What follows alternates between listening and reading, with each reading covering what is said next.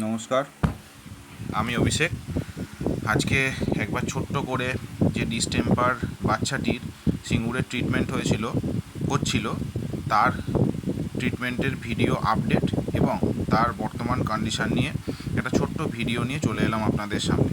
এই যে বাচ্চাটিকে দেখতে পাচ্ছেন, এই বাচ্চাটি সিঙ্গুরের সেই বাচ্চাটি যেটি ডিস্টেম্পারে আক্রান্ত হয়েছিল। প্রথমে বাচ্চাটির 5 দিন ট্রিটমেন্ট চলে। 5 দিন ট্রিটমেন্টের পর বাচ্চাটি একবেলায় খাওয়া দাওয়া করছিল ঠিকই, কিন্তু বিকেলবেলা হঠাৎ করে তার পটির সাথে রক্ত বেরোতে দেখা যায়।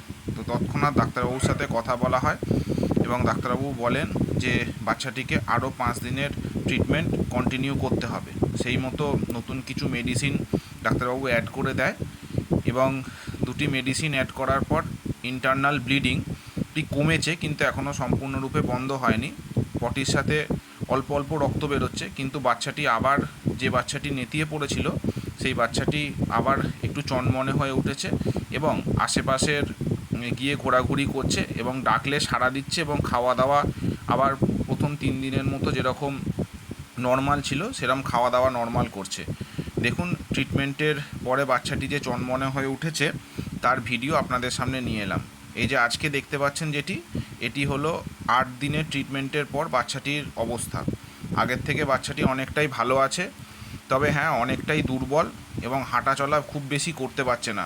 অল্প একটু যাওয়ার পরেই উইক হয়ে বসে পড়ছে। কিন্তু যাক, এখনও 2 দিন বাচ্চাটির ট্রিটমেন্ট হবে এবং ট্রিটমেন্টের পর বাচ্চাটির কিছু ওরাল মেডিসিনে যাওয়া হবে। দেখা যাক বাচ্চাটি কতটা রেসপন্স করে এবং বাচ্চাটিকে কতটা তার সুস্থ স্বাভাবিক জীবনে আমরা ফিরিয়ে দিতে পারি, তার চেষ্টা আমাদের সবসময় জারি থাকবে। আর হ্যাঁ, আপনারা বাচ্চাটির জন্য প্রার্থনা করুন। বাচ্চাটি ভীষণ ছোট, তাই হুটহাট করে মেডিসিন ওকে করা যাচ্ছে না। খুব নিয়ম মেনে খুব অল্প পরিমাণে মেডিসিন ওকে করতে হচ্ছে।